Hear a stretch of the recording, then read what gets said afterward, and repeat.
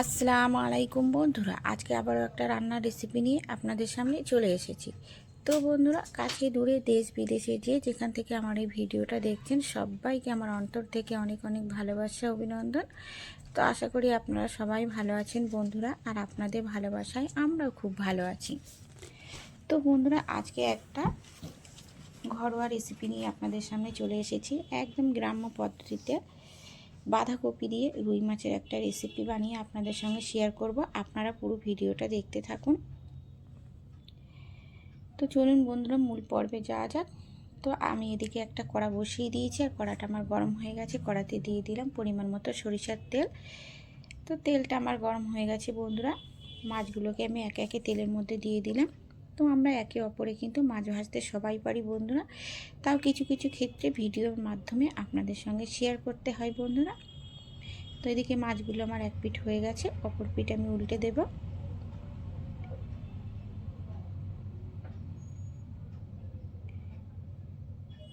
মাছ ভাজাগুলো আমার হয়ে গেছে বন্ধুরা। এবারে মাছ ভাজাগুলোকে আমি একে একে তুলে নেব। এই মাছ ভাজাগুলোকে তুলে নিয়ে বাকি যে অবশিষ্ট মাছটা আছে সেগুলো আমি একই পদ্ধতিতে ভেজে নেব বন্ধুরা।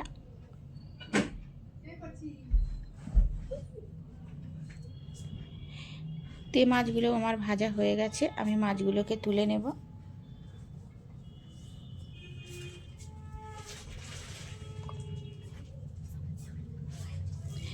দিকে মাছগুলো আমার ভাজা হয়ে গেছে বন্ধুরা। এবার ওই মাছ ভাজা তেলের মধ্যেই আমি ফোড়নে দিয়ে দেবো দুটো শুকনো লঙ্কা। আজকে ফোড়নে আর বেশি কিছু ব্যবহার করব না বন্ধুরা। তো শুকনো লঙ্কা দুটো দেওয়ার পরে আমি একটু নাড়াচাড়া করে নিলাম। একটু নাড়াচাড়া করে নিয়ে এখানে আমি দিয়ে দিলাম পেঁয়াজ কুচি আর কাঁচা লঙ্কা কুচি। দিয়ে দেওয়ার পরে এটাকে আমি একটু লাল লাল করে ভেজে নেব। তারপরে কেটে ধুয়ে পরিষ্কার করে রাখা আলুগুলোকেও আমি দিয়ে দিলাম বন্ধুরা। আলুগুলোকে এবার পেঁয়াজ লঙ্কার সঙ্গে একটু ভাজা ভাজা করে নেব।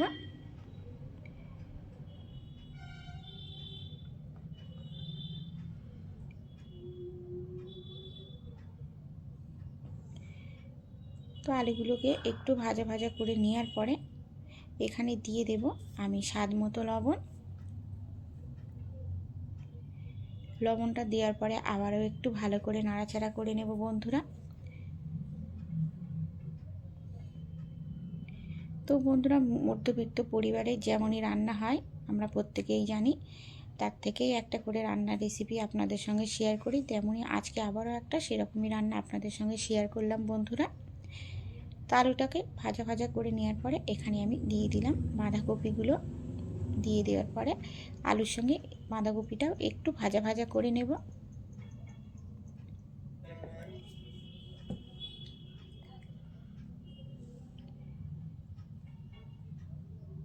তো যে সমস্ত বন্ধুরা আমার এই ভিডিওটা দেখতে দেখতে এই পর্যায়ে চলে এসেছে, লাইক করনি বা লাইক দিতে ভুলে গেছে বন্ধুরা, প্লিজ ছোট্ট করে একটা লাইক দিয়ে আপনারা সম্পূর্ণ ভিডিওটা দেখবেন।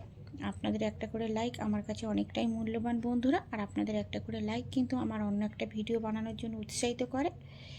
তো তারপরে এখানে আদা রসুন বাটা দিয়ে দেওয়ার পরে বাঁধাকপি আলুর সঙ্গে একটু ভাজা ভাজা করে নেওয়ার পরে দিয়ে দিলাম সমস্ত রকমের গুঁড়ো মশলা, হলুদ গুঁড়ো, জিরে গুঁড়ো, ধনে গুঁড়ো, আর কালারের জন্য দিয়ে দিলাম অল্প একটু কাশ্মীরি লঙ্কার গুঁড়ো।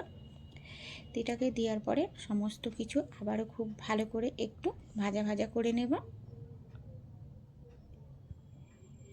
তো বন্ধুরা, আমার এই রেসিপিটা যদি আপনারা ইউটিউব থেকে দেখে থাকেন অবশ্যই আমার চ্যানেলটিকে সাবস্ক্রাইব করে আমার পাশে থাকবেন, আর যদি ফেসবুক থেকে দেখে থাকেন অবশ্যই আমার চ্যানেলটিকে ফলো করে দেবেন।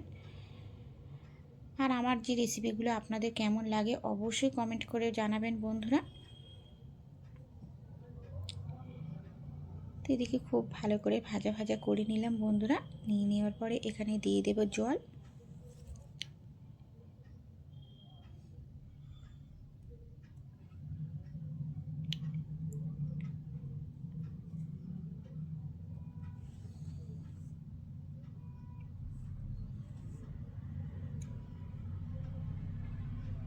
আমার এখানে যেমন জলের প্রয়োজন আমি ঠিক সেরকমই জলটা দিয়ে দিলাম বন্ধুরা।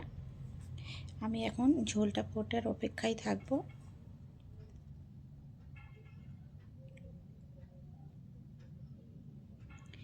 তারপরে ঝোলটা আমার খুব ভালো করে ফুটে গেছে। আমার এদিকে আলু কপিও ভালো করে সিদ্ধ হয়ে গেছে বন্ধুরা। তো এরপরে ভেজে রাখা মাছগুলোকে আমি একে একে দিয়ে দেবো।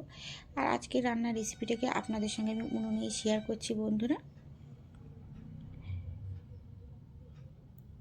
মাছগুলো দেওয়ার পরে একটু নাড়াচাড়া করে নেব।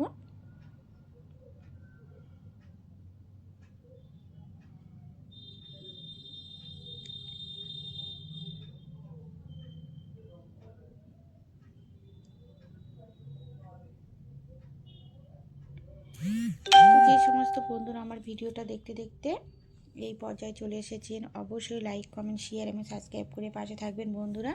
তারপরে উপর থেকে দিয়ে দিলাম কিছুটা ধনেপাতা কুচি। এরকম নিত্য নতুন রেসিপি দেখার জন্য অবশ্যই আমার চ্যানেলের বেল আইকনটিকে অন করে রাখবেন বন্ধুরা, যাতে আমি ভিডিও ছাড়লে প্রথমেই আপনাদের কাছে নোটিফিকেশান চলে যায়।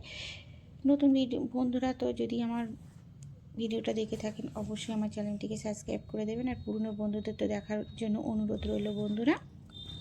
তো দেখা হচ্ছে অন্য কোনো রেসিপির সঙ্গে। ততক্ষণ আপনারা ভালো থাকবেন, সুস্থ থাকবেন আর সাবধানে থাকবেন বন্ধুরা। তারপরে এদিকে আমি একটা পাত্রে আমার তরকারিটা ঢেলে নেব। তো দেখা হচ্ছে পরের রেসিপির সঙ্গে। আল্লাহ হাফেজ।